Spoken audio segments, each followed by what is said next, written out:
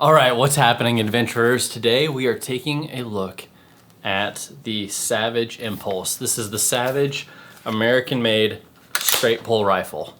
So before this gun, I had seen straight pulls. I did not have a lot of field experience with them. They're primarily used in Europe just because that's where the two largest manufacturers of this style of rifle tend to reside. And it's pretty exciting that Americans have an American straight pull rifle option to choose from. So this is a review of a new-ish rifle, and I say ish because it came out actually well over a year ago, but it kind of came out in the peak of COVID when everybody was scrambling to find ammo, when people were afraid about poly 80s being banned, AR-15s and high-capacity magazines being banned under Biden. People were not really focused on picking up the latest, greatest, newest hunting rifle. And so it didn't get a lot of attention other than the initial media rollout. And there was some good content there, but this review is not part of that. This is something I requested later.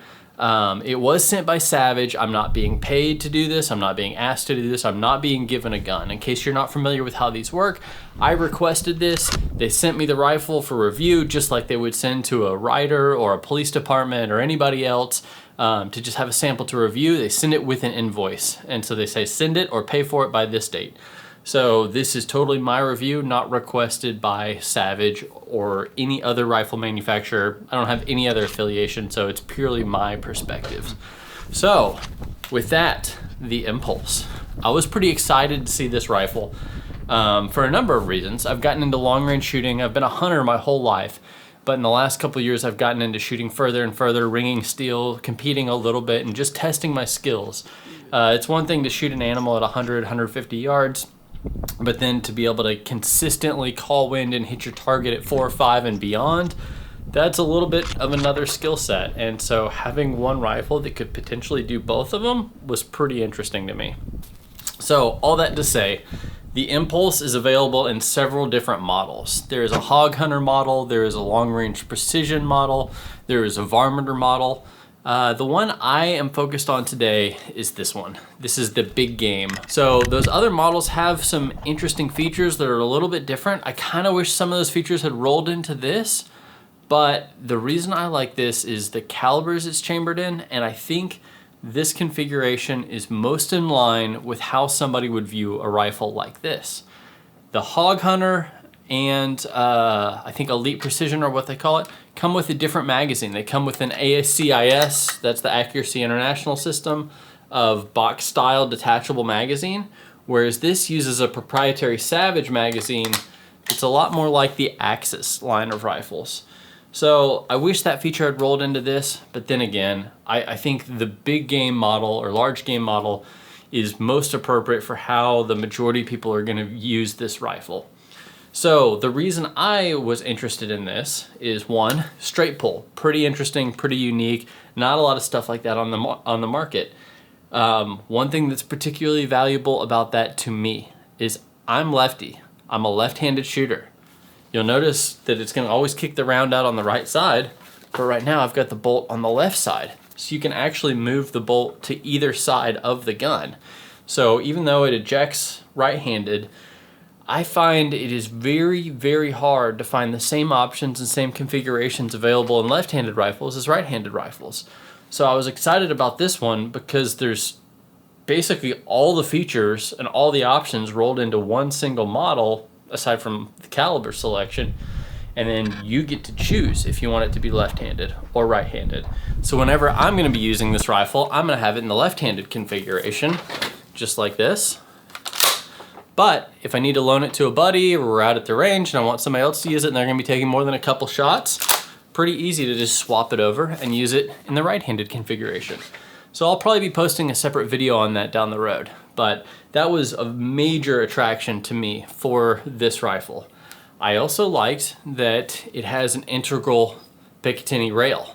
So you don't have to put 2-piece mounting bases or a 1-piece mounting base. In my opinion, 2 pieces should not be used. Or if they should be used, in any situation, they should always be installed by somebody who's very experienced doing it. Just because that's what gets a lot of people in trouble in terms of lining up their scope rings. If you use a 1-piece base, it eliminates all the chance for that. This, you don't even have to use a base because it's just milled straight into the receiver because they assume you're gonna need it anyway.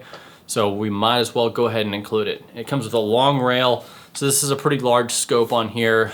This is the Athlon Midas TAC, or TAC HD, 4-16 by 44.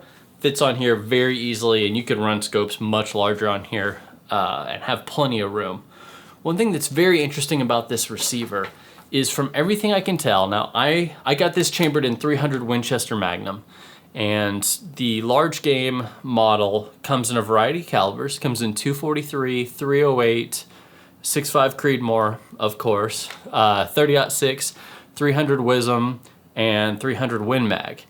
So from everything I could tell, the action seems to be the same size, and the action is actually marked multi-caliber. And so Savage doesn't really talk about this being an interchangeable barrel system, but some of the other manufacturers of straight pull rifles over in Europe, that's kind of what they pride themselves on, especially in Europe, where the easiest way to justify buying another rifle is a different caliber for a different purpose, or maybe you only have one rifle and you want to use it for different purposes, so you get an interchangeable barrel system so that you can use multiple calibers within the same receiver. Again, Savage doesn't talk about that at all in any of their materials, but it's really interesting to see that this is labeled as a multi-caliber receiver. A lot like an AR-15 lower, where, yeah, the lower doesn't really have a caliber, but that's where it's required to be stamped. You could kind of turn it into anything. Now, that's nothing new to bolt-action rifles. If you look at a 308, you could easily chamber it in a 6.5 by changing out the barrel. Makes sense. But the reason I bring this up is because this is multi, and because of the caliber selection they have on there, I wanted to get this in a long action because I'm pretty sure all the actions share the same overall size. Now, they may be cut out a little bit differently between the short action models and the long action models, but it seems like if you go with a 308 or 6.5 versus the 30-06 or 300 Win Mag, you're not actually saving any weight in the action design. So let's talk about who this rifle is for. Again, the long range precision, the varminter, those all have different applications. The hog hunter is the one that's the most confusing to me. I live in Texas and I hunt a lot of hogs, and I've done it with handguns, bows, crossbows, muzzleloaders. You can hunt hogs with just about anything. So a rifle designed specifically in a hog hunter configuration, a bit odd, but it kind of makes sense when you look at it at the European market of straight pull, where you can't have semi-automatic rifles, but you want something that can still reload pretty quickly with a larger caliber like a 308. When you start comparing it to those, the idea of a hog hunter configuration starts making sense. But anyway, I got the large game, so who would like this rifle? Who is this a good fit for? I think it's people who are hunting stuff bigger than whitetails. If you are just going to use this to hunt a whitetail and you want it in a 308, I think that's great. Or 6.5, maybe a 30-06. I think that's great, but I don't think you're going to benefit most from all the features here. A lot of whitetail hunters are taking shorter range shots within 200 yards. So a rifle that has this really solid barrel, solid action, all this feature set, it might not appeal to you as much as something a little cheaper or a little bit more kind of standard. Just your Remington or Winchester kind of standard Americana bolt-action hunting rifle. So I think this is more for people who want to hunt stuff that's bigger and people who are going to take longer range shots. So mule deer hunters, elk hunters. I'm really looking forward to using this to hopefully hunt nilgai in South Texas. They're big, very tough animals, so using a cartridge like the 300 Winchester Magnum is a perfect fit for an animal like a nilgai. So when I say this is for people who are elk hunters, mule deer hunters, I don't know that this is for the ultimate turbo light backcountry guy. This is still a fairly heavy rifle for what it is. And you notice it's got a pretty thick barrel profile on there, so it dips barrel heavy for sure. So if you want something that is just as light as possible for hiking it over mountains, there are probably better options from Savage, from other manufacturers who make some ultralight stuff, some titanium action, some carbon fiber stocks. This is not an ultralight gun.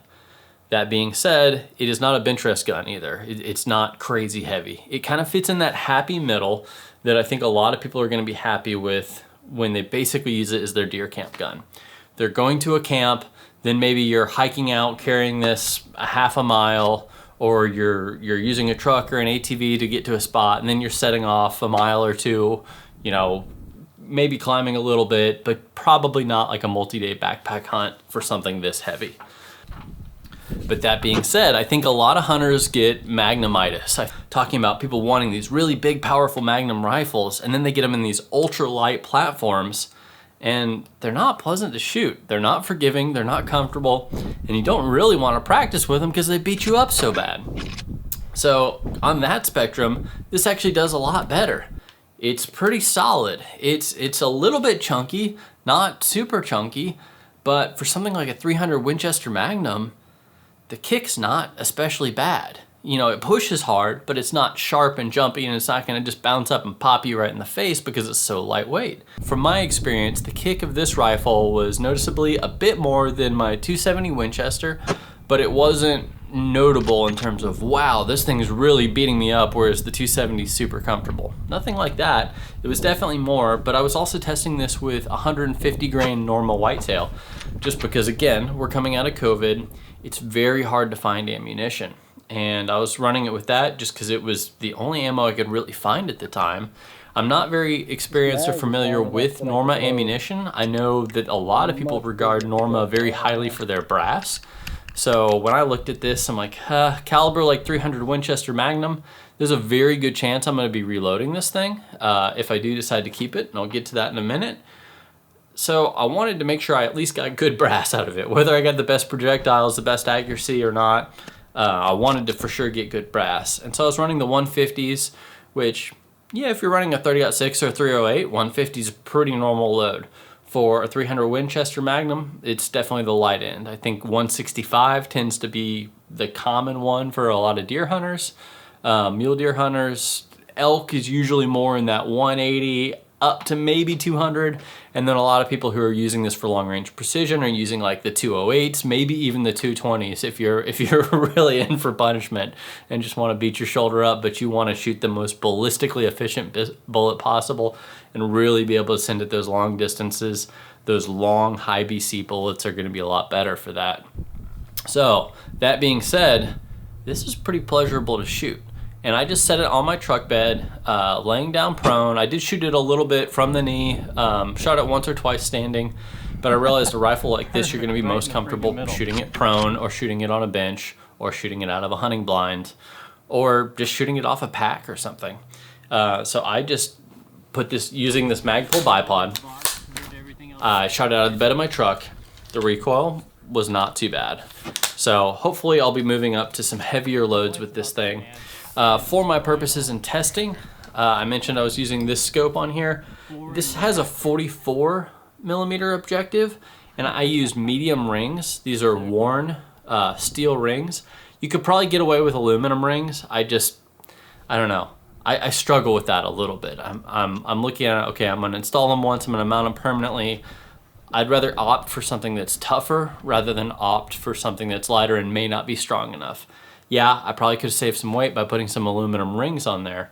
But these are very, very stout rings. I've worked with worn rings a lot, and they've always been good to me. So, all that to say, this is medium with a 44. Because of the way this is cut out and the design of the action, you could probably get away with using low rings, which you can't on a lot of other rifles where you have to mount a separate base on there. So that's another advantage to the Savage Impulse. You could get away with using low scope rings, but I went ahead and used medium because this is a 44. You can see I still have a pretty good gap in here. I'm probably gonna go ahead and switch to a 50 at some point down the road. One thing that's great about this rail, and I know I was talking about that earlier, and I'm jumping around quite a bit because I keep thinking of new things about this rifle that kind of resonated with me. It comes with a 20 MOA angled rail. So they just assume if you're getting this rifle in a 300 Winchester Magnum, you're gonna be sending it some significant distance, and so you don't have to go search for a rifle rail that has an angle built into it and find the right one. EGW makes some, there are some other brands that make them, but that turns into a scavenger hunt, getting the right rail with the right angle that'll fit your rifle, and then you have to install it. And honestly, it seems like one of the #1 things that I've seen cause issues is when people get their rail and it's not perfectly squared on there, especially with these rounded actions. It's not aligned properly, it's not bedded, it's not mounted tight. This just takes all those problems away from you by saying, let's just machine it in. There's no chance of having those problems. So I mentioned the magazine earlier. Very similar to what comes with the Savage Axis series, but this is all metal on the base and on the sides. The follower is plastic, but what rifle doesn't have a plastic follower these days? I think that's just kind of par for the course. In the .300 Winchester Magnum, it holds 3+1. In other calibers, I think it holds 4+1. So not high capacity, not really set up for a match. If you wanted to use this for match shooting where you're gonna be running 10 rounds in a single stage, then you're definitely gonna want the version that comes in the chassis that takes the AICS mags. So for a hunter, if you're gonna shoot more than 3+1 rounds of .300 Winchester Magnum, something's probably not right, or you're gonna have time to reload or time to single load. So with this magazine, something that I've messed up a little bit, I'm so used to AICS mags and so many other mag types. For some reason, I think it's just the angle of this box mag. I wanna put it in here and roll it back like an AK mag. And that'll bind it up. That'll get you into trouble. It won't ever work. You almost need to just push it straight in and then it works fine. Or start angled back and rock it forward and that works just fine. But if you start angled forward and rock it back, it's just gonna give you all kinds of issues. Hear that? You're gonna be making a lot of noise. Not great if you're trying to be stealthy, but just take it, put it straight in, it's gonna be just fine. The bottom metal that comes with this is actually very nice. And I don't know if it's, at first I couldn't even tell if it was metal or not. I think it is metal and I think it's aluminum, but it's cerakoted to match the barrel. So that's pretty cool. It has a nice feel to it and it looks cool too. So let's talk about the stock on this thing. Mixed opinions, to be honest. I am not a fan of plastic stocks. I have had several plastic stocked rifles that I've traded, I've sold, I've gotten rid of. If you're looking for the cheapest way possible to get into a rifle that's pretty accurate, the stock's the #1 place to compromise on. Don't compromise on your barrel. Don't compromise on your optics. Yeah, a good stock is important, but I would still say, yeah, if you're looking to make a compromise, it's okay. But that being said, I don't love plastic stocks. On my go-to hunting rifle, I have a wood laminate stock on there that makes it pretty heavy, but I love the look of it. It's just got this classic look. It's not flimsy and flexible, and it doesn't feel plasticky. Anything made of wood and metal just feels more real. It feels more masculine. It feels tough, and I like that. So on my hunting rifle, wooden stock, AR-15s obviously are all aluminum, and then my target rifle is an aluminum chassis-based system. So immediately getting into this, I had some reservation about the plastic stock, but this is Savage's AccuStock system that's pretty interesting. So yes, it is a plastic stock. It has some molded in kind of rubber grippy bits on the fore end and on the pistol grip side of it. I'm okay with that. I don't have anything against it, take it or leave it. I hate it when they put that all over the comb and the buttstock where it can grab your beard and tug at that. I don't like that, but this is soft, smooth plastic. It's not that rubberized bit. So I'm okay with that. But the #1 feature to me that changed my opinion or changed my assumption that I wasn't gonna like this stock and turned it into, hey, I actually do really like this stock, is the fact that their AccuStock has an aluminum frame in it. It's a lot like aluminum pillar bedding, but it actually has almost an aluminum mini chassis molded into the plastic. So the barreled action actually mates aluminum to aluminum rather than just sitting loosely in plastic. So that gives you the ruggedness, the sturdiness of an aluminum frame, but you can still save some weight. It's not cold to the touch like aluminum can be. It's not gonna ting and clank like a metal stock. So that originally changed what I thought was gonna be a mediocre plastic stock into something that I actually like, I actually appreciate. And the finish on here is nice too. It's got a bit of a texture on here. It's not rubbery and it's not so slick and so smooth and it's not sandpapery. They did a nice job of balancing it out. It almost feels like the texture you would find on a sheetrock wall. or it's just kind of a little bit rough, but not coarse. And that being said, this is only available in Hydro Dip camo. And that's something that I don't really like. Now, I am a big fan of QU. I have a lot of QU stuff. It is my go-to camo for bow hunting. I've got their hats, pants, rain gear, gaiters, all kinds of QU stuff. I'm a little bit of a fanboy. So if you are gonna put a camo finish on a rifle, QU's not a bad choice, Sitka's not a bad choice, Multicam's not a bad choice. Thank God it's not mossy oak or Realtree.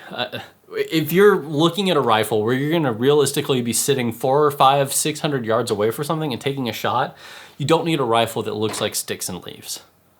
It's just totally unnecessary. And the camo, even on this, in this QU Verde pattern, it becomes more of a style and fashion statement than anything effective. I kind of wish they had this in just like a flat dark earth and an olive drab green, just some good solid classic colors. Now, that being said, I wish they did that. If you really want to change it, guess what? It's a stock. You can take it off, you can paint it, you can do whatever you want with it. But the finish that came on the barreled action, now that's pretty sweet. This is a cerakote finish, which is nice because it's a carbon steel barrel, so you don't need a stainless barrel because it's finished in cerakote. The action, also cerakote finish. And they call this hazel green. And it's kind of like a foliage green, moss green, really, really nice color. It's not too gray and it's not too bright green either. It doesn't just look like generic Crayola pine tree green. It's a really, really nice soft color. And what I appreciate is the finish on here. It's got enough shine that you can see the color well, but it's not gonna ever give you a bright reflection back. So no, it's not totally matte. And I think a lot of that is actually the finishing of the metal, not necessarily the cerakote color. If you high polish a barrel and then paint it, it's gonna be shinier than if something's bead blasted. I think this is somewhere in between. So it's kind of a satin finish. It's got just a tiny bit of shine, but it's never gonna give you a bright glossy reflection like a high polish bluing would. So I love this cerakote finish. And they call this a medium profile barrel. But when I looked at this is the exact same barrel taper profile that I have on my Savage Model 10 target rifle. So it's pretty heavy compared to, like, if you're used to like a Remington long range with a Sendero profile barrel or something like that, I would say this is slightly heavier than that. Now it is fluted, and you know, people have their own opinions about fluted barrels. It does not increase accuracy compared to the bull barrel size. But what it does do is reduce weight while maintaining the accuracy of the bull barrel size. So for that, I appreciate it. It also can help your rifle cool just slightly faster, especially with a caliber like 300 Win Mag where you're burning a lot of powder in a 24-inch barrel. More surface area on the barrel by having all these little flutes is gonna help air moving across it to cool your barrel just a little bit faster. Again, is that a big concern for the long range hunter? Probably not. You're probably taking 3 shots. Maybe you're taking 1 shot, 1 and done. That's the way to go. But I don't think that's a huge concern until you're out practicing with it. For the long range precision version of this, that's a big deal. And I think that gun actually comes with a slightly different barrel. I think it's about the same profile, but I think it's stainless steel. But again, we're focusing on this one. One trend in the hunting industry that I really appreciate is that even hunting profile barrels are now coming with threads and thread protectors. So this is, I believe it's 5/8 24. I don't know, some of you in the comments may correct me if I'm wrong, but it's the same taper that you would use on a 9mm, 308, anything like that. It's not what you would use, it's not the 1/2 28 that you would use on an AR-15 in a 223. That being said, you could put any 30 cal suppressor on here, and hunting with suppressors is becoming more and more common. Obviously, it's incredibly common in Europe and Australia where it's hard to get the rifle, but easy to get the can. In America, we've got the exact opposite problem, easy to get the rifle. Here, you gotta pay to get a can out of jail and wait and get fingerprinted and all that mess. We can thank the ATF for all their fun on that one. But if you don't wanna put a can on here, you could also put a muzzle brake on here.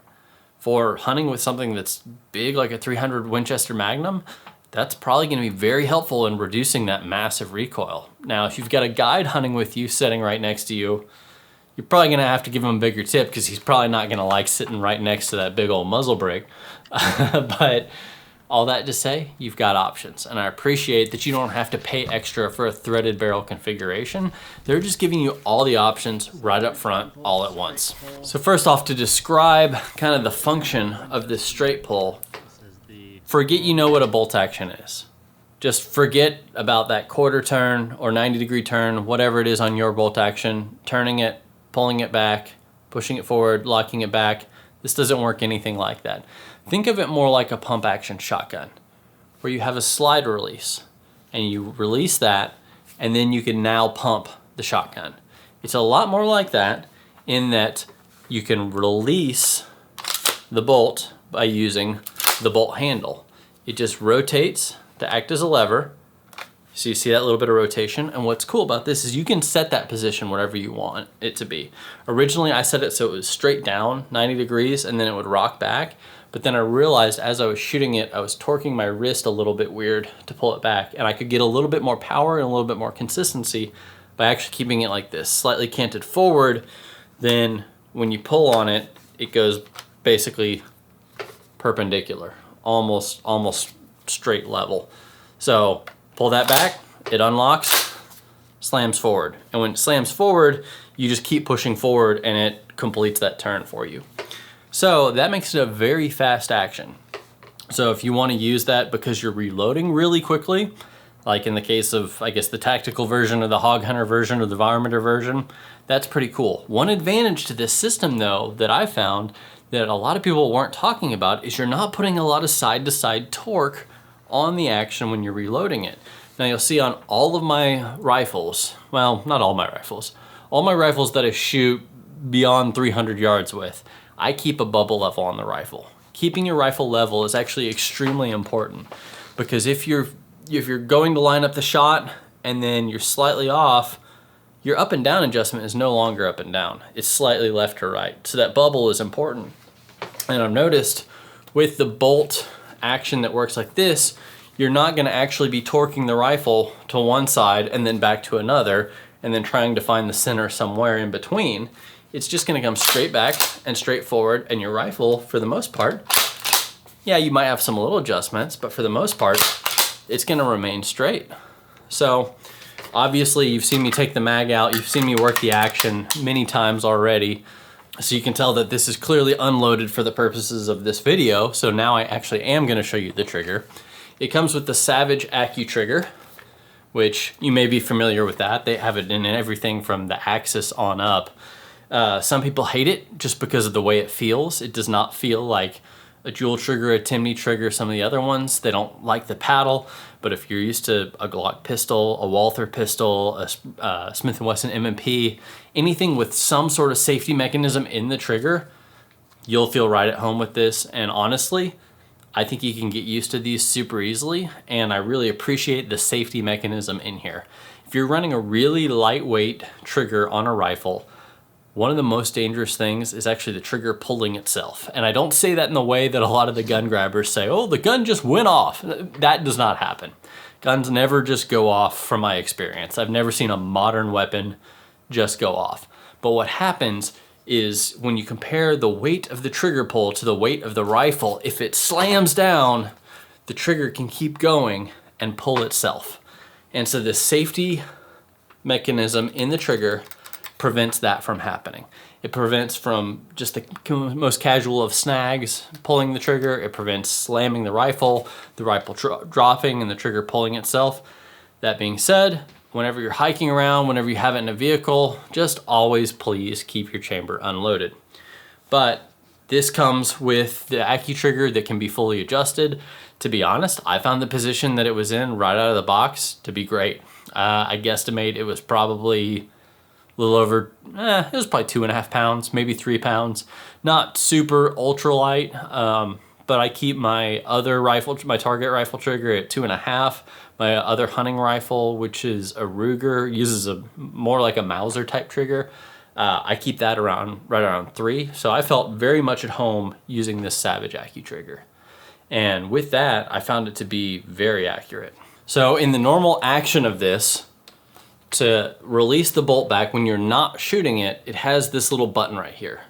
Think of it like a slide release on a shotgun. You have to push that button in with your thumb, then you can rotate this, and then you can slam it home. Now, if you shoot it, you don't have to do that. You can immediately go to the next one. So it's pretty quick, but if you're pulling it out when it's cocked but not fired, you do have to push that. And now you can bring it back, put it back forward.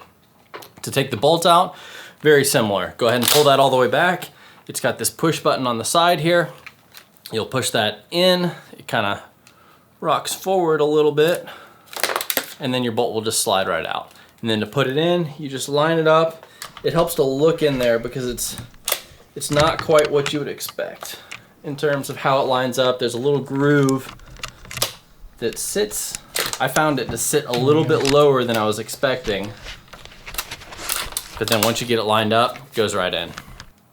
So the way the bolt on this rifle works, from an engineering perspective, it's pretty cool. So it's got these ball bearings all the way around it. And if you remember, you know, there are all these rifles that are 2-lug designs, then the stronger ones, they started touting that they have 3-lug designs. Each one of these ball bearings, I guess there's what, 6 of them? Yeah, 6 of them, almost works like a lug. And so they serve as rollers to help slide the bolt into place. But then when the action goes forward and locks, there's almost like a cone in there that pushes them forward and forces each one of these balls all the way outward to fit into a circular groove. So they're all locking firmly into position. So that's how you can have a straight pull action that's strong enough to hold up to something like 300 Winchester Magnum, because when those are engaged, you have solid coverage locking in place all the way around. And then when you unlock it, you don't have to worry about high friction points because these themselves actually become rollers when they're unlocked. So it's a pretty cool design. And yeah, you can take this off to clean it and mess with it, and the instruction manual covers all that, but I don't think it's something you're gonna regularly have to do. I don't think this bolt is gonna need regular service or maintenance really at all, other than just an occasional cleaning. But really interesting design. This 300 Winchester Magnum version of the Savage Impulse comes with a 1 in 10 twist 24-inch barrel. In fact, all of the 30 cal options come with a 1 in 10. Now, there are some 30 cal shooters who use faster twist rates, but it used to be that 30 cal, like a 30-06, 308, used to come with a 1 in 12, 1 in 11, and 1 in 10 was the faster twist rate. So this comes with a 1 in 10 twist rate right out of the box. I really appreciate that. Like I said, I was only using the 150 grain, so it didn't really matter. A 1 in 12 probably would have stabilized it just fine, but I got great accuracy using the 1 in 10 twist rate, and it gives me a lot of confidence to the fact that I just ordered some Hornady 208 grain bullets, and I know that this is going to stabilize those just fine. If you get this in the 6.5 Creedmoor, this comes with a 1 in 8-inch twist rate, and if you get this in the 243, I think it's 1 in 9.5 or 1 in 9.25. It's a faster twist rate than this, but not much. All that to say, I think the twist rates are very appropriately matched for who's going to use this and why. I found in 6.5 Creedmoor, 1 in 8 is the sweet spot. It's all you could ever want. If you're running like a 140 grain, 130 grain, it's perfect. And in the 30 cals, that 1 in 10, it's right where it needs to be. So let's talk a little bit about the size and weight, because I mentioned that when I was talking about, well, is this a lightweight backpacking rifle? Is this a bench rifle? No, it's just kind of an everyman's hunting rifle that can do a little bit of each side of that. And with that, this is not an especially lightweight setup. So this 300 Winchester Magnum version, again, without the rings, without the scope, without the bipod, without the sling, just as it comes, 8.8 pounds. I think it used to be that a 7-pound rifle was a lightweight, good rifle. Now, some of these carbon composite stocks, proof barrels, titanium actions, now a 6 pounds pretty normal, and there are some lighter than 6 pounds. But again, 300 Winchester Magnum, do you really want to be shooting a 5.5, 6 pound rifle? I don't. But what's interesting here is this is, again, with the 24-inch barrel. It's a carbon steel barrel. This is not even available with the carbon fiber barrel, which most people regard the carbon fiber weave barrel as a good thing. There are some downsides to it in that it can trap heat in. It's not, I don't think the jury's fully proven that carbon fiber barrels are always better, but they are always more expensive and they are always lighter. So if light's your priority and budget's not an option, great. All that to say, the most heavy part of this whole configuration is for sure the barrel. I've found that it carries much better barrel down than barrel up. Now, a lot of old school hunters, I'm not sure where this came from, but think you should always carry a barrel up. Whereas you look at the military, you look at people who carry, short action rifles, carbines, it's almost always carried barrel down. I found with this, because all the weight is in the barrel, and I'm usually putting a bipod on it, I'm gonna carry it barrel down. Whether it's on my chest or on my back, I'm gonna carry it barrel down. A lot of times, just when you put a bipod on something, it immediately changes that equation and carries barrel down. This rifle, the 300 Winchester Magnum, is labeled from Savage as 8.9 pounds, but the 6.5 Creedmoor and 243 are only labeled at 8.8 pounds. So that goes back to what I was saying earlier about how I think you only actually have one action. I think the action's always the same, because when you look at this comes with a 24-inch barrel. The 243 comes with a 22-inch barrel. I think that's where your 1/10 of a pound is. I don't think the action actually changes. So for that, if you're looking at a long action rifle, this is great. If you're looking to save weight and go to a short action and you want modularity on a short action that you can drop it into some other chassis, maybe you want to look at another option. But all that being said, very sturdy system, but not the most lightweight. So when I first took the rifle out of the box, obviously it just came with the rifle, none of this other stuff. The bolt was packaged separately. I thought that was a little bit interesting. It was not in the rifle. I don't think that was for any reason other than just kind of to announce and make you aware of the bolt and just make sure that you understood how it goes in and out. And I can't fault them for that. So this rifle, again, it only comes with the Savage AccuStock system, which means it comes with their AccuFit. They really like Accu accessory name options, but it comes with this AccuFit system. That at first I'm like, kind of gimmicky, kind of novelty. It kind of reminded me of modern striker fired pistols that come with 4 different back straps to fit different hand sizes, when 90% of the people out there, just the one that comes on it is the one that they need. I kind of thought it was like that, but then when I put this scope on there and it sat a little bit high because I used those medium rings, I immediately appreciated it, because this is the comb height adjustment that it came with. I took that off, put the next step up, or maybe even 2 steps up. But it comes with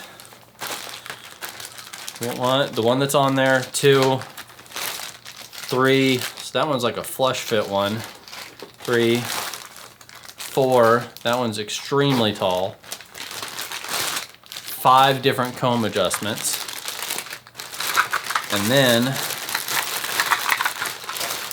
a spacer system for length of pull. And what's cool is obviously they're different sizes, but they're also nesting. So between these, you can get, this little one, the really big one. Sorry, I gotta put my Lego pieces together here. Between the really big one, the skinny one, the medium one, I think this is somewhere in between the medium and, so I guess it's small, medium, large, extra large.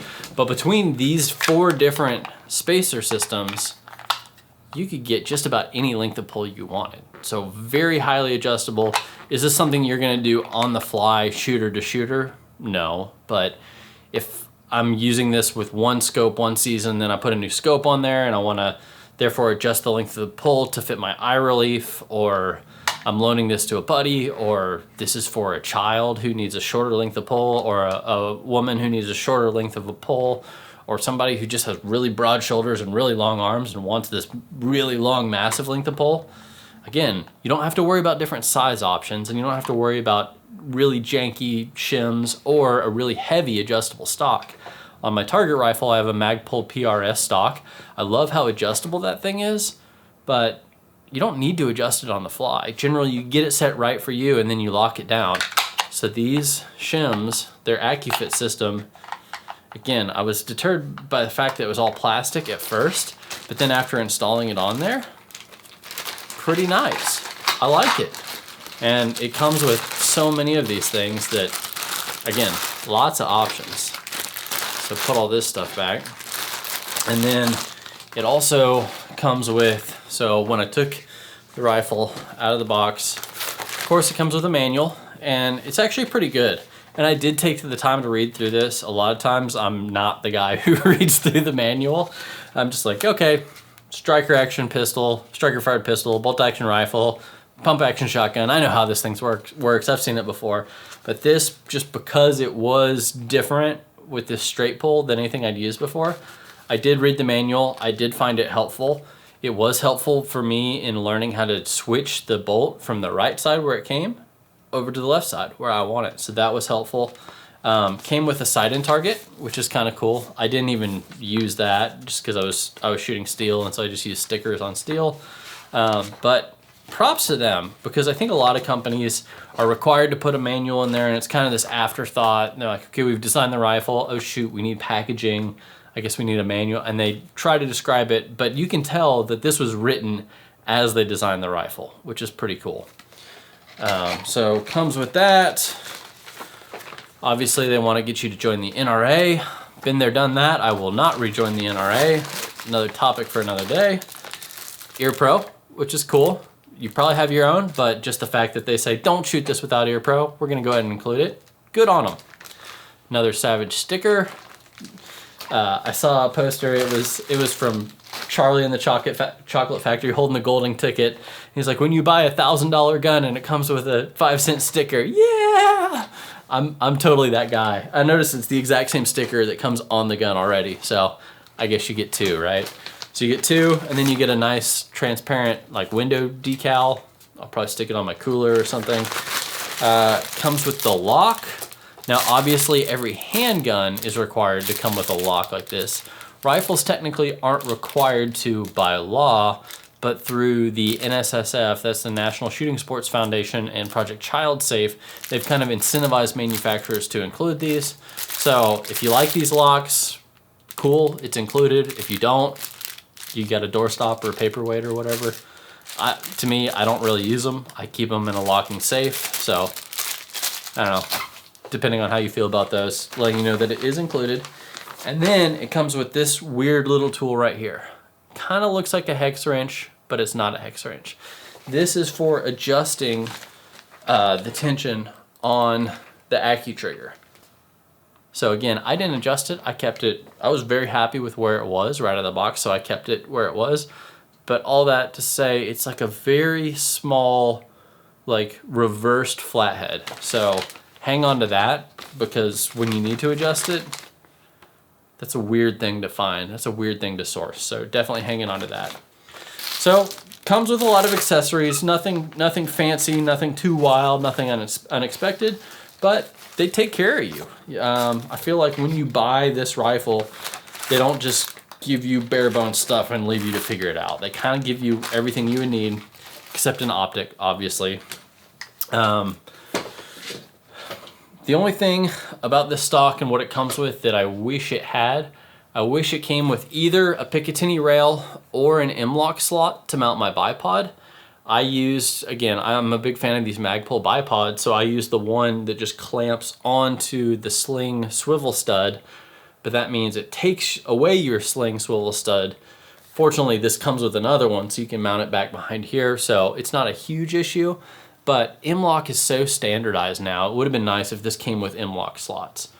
Maybe they just figured, okay, the guy who's gonna really appreciate that's probably gonna buy the long range precision model of this anyway, which that one does, because it's more of a chassis based system.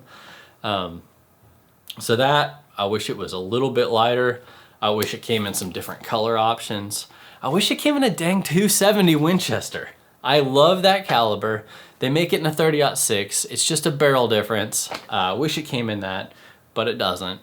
But again, this gun's only been out for a little over a year, so I'm sure there's more versions of this coming out soon. So in the spirit of this rifle being truly ambidextrous, I do appreciate that it has a tang style safety. If they had made this rifle so the bolt could go on either side, but then put a cross bolt safety that works one way or another, that'd be a little bit of a miss, and I'd have some questions. So I appreciate that left-handed or right-handed, there's one safety design and it's always right in the middle. And it's just like you would expect. Forward is fire, back is safe. What's interesting, there's a lot of rifles that kind of have the age-old discussion of should you have a 2-position safety or 3-position safety, and mostly they've gone to the 3 where it's fully safe and fully locked versus the 2nd position. The trigger's safe, but you can still work the action versus the last position all the way forward is totally ready to go. You can pull the trigger and work the action. This, it kind of has 2 of those steps. So all the way back, you can still work the bolt because remember, you have that external thumb button. So that kind of serves the purpose of the bolt safety. So you can still work the bolt even when it's in safe, but I can't fire it. You're just hearing the paddle on the AccuTrigger right now. I'm not actually pulling the trigger. But when I push it forward, obviously, it'll go off. So you can do all the things with a 3-position safety that you can now do in a 2-position safety because they designed that well. And lastly, how can we talk about a bolt action rifle, straight pull or otherwise, without talking about accuracy?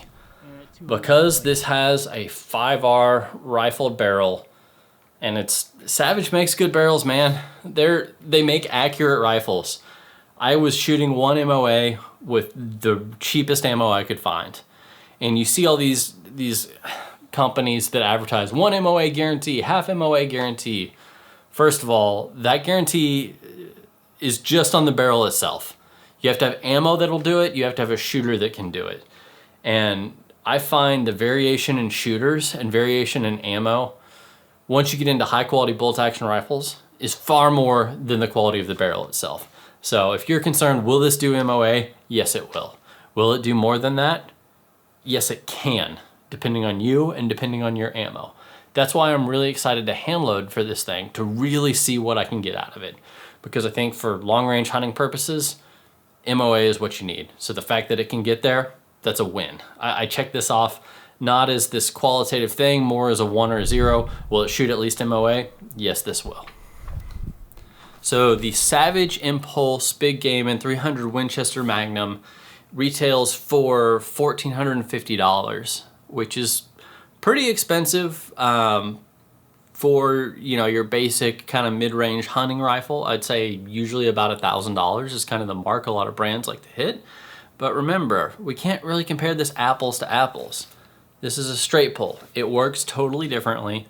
There's a lot of R&D, a lot of engineering, and a lot of advantages to this system that you're not getting with those other rifles. So $1,450, I don't think it's overpriced. I don't think it's a steal. I don't think it's a great deal. I think it's fairly priced, especially when you look at where is the market actually selling it. I found it as low as $1,000 on a lot of websites, and I think these are the websites that just pick up distributors' inventory and relist them, and guess what? None of them were in stock. I couldn't actually find any in stock at that price.